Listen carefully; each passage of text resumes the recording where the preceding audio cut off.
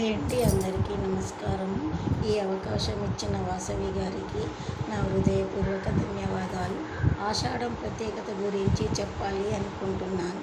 ఆషాఢం అంటే ముందుగా వచ్చేది మనకు ఏకాదశి. ఈ ఆషాఢంలో గోరింటాకు, తొలి ఏకాదశి, గురు పౌర్ణిమ ఇవన్నీ పండుగలు వస్తాయి. ఆషాఢం అంటే ఆడపిల్లలకు ఎంతో సంతోషము. గోరింటాకు పెట్టుకోవడం వల్ల అందరి చేతులు ఎర్రగా పండుతాయి. మన వేడినంతా తీసేస్తుంది.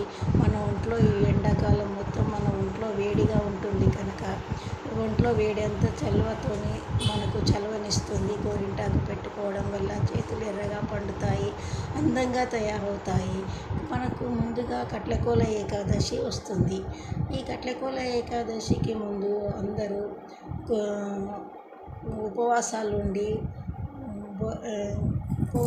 ఉంటారు. దాంట్లో మనకు తొలి ఏకాదశి, మళ్ళీ గురు పౌర్ణిమ రోజు పూజలు చేసుకొని సంతోషంగా ఉండడం వల్ల మనకు ఎన్నో ఆరోగ్యం చక్కగా ఉంటుంది.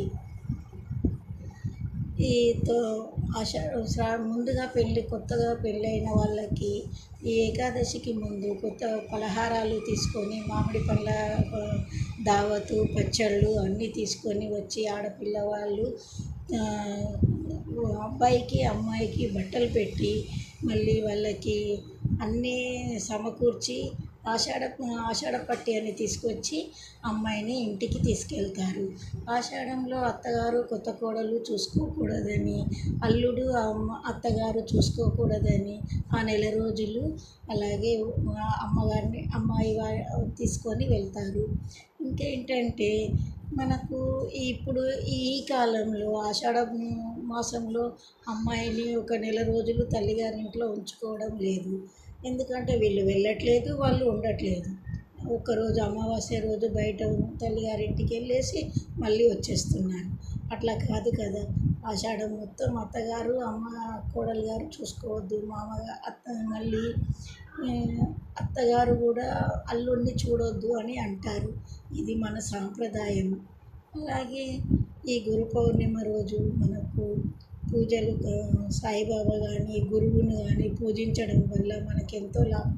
చదువు చెప్పిన గురువును మరియు ముందుగా తల్లిదండ్రులను పూజిస్తే గురువుతో సమానం కనుక వాళ్ళు మనకు అన్నీ నేర్పేది తల్లి, తండ్రి ఇవన్నీ ఉంటాయి. చాలా గోరింటాకు పెట్టుకోవడం వల్ల చేతులు ఎర్రగా పండి మళ్ళీ ఎంతో అందంగా కనిపిస్తాయి కదా.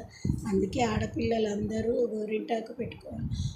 ముందుగా ముఖ్యంగా అరికాలలో పెట్టుకోవాలి. మన వేడి మొత్తం అరికాలు నుంచి బయటికి వచ్చేస్తుంది కనుక అరికాలలో పెట్టుకోవాలి.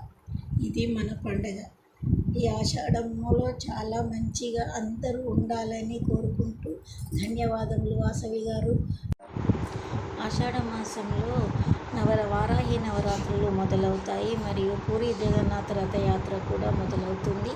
ఈ రథం తయారు చేయడానికి 2 నెలల ముందు నుంచి ప్రారంభం చేస్తారు. అక్షయ తృతీయ రోజు మొదలుపెట్టి పూరి జగన్నాథ రథయాత్ర రోజు సమాప్తమవుతుంది. అది రథం తీయడానికి చెక్కతో తయారు చేస్తారు. అన్ని గుళ్ళలలో మనకు సతీ సమేతంగా కనిపిస్తాడు దేవుడు. కానీ ఈ గుడిలో మాత్రము మనకు సోదరి సమేతంగా కనిపిస్తాడు. అక్కడ ఇసుక పోస్తే రాలనంత జనంతో ఆ పూరి జగన్నాథ రథయాత్ర మొదలవుతుంది. మనకు ఎంతో చక్కగా చూడాలి అంటే కన్నుల పండుగగా ఉంటుంది. ఇది మనకెంతో ఇష్టమైన శ్రీకృష్ణ భగవానుడు అక్కడ వెలిశాడు. అది మనకు చాలా అందంగా కనిపిస్తుంది.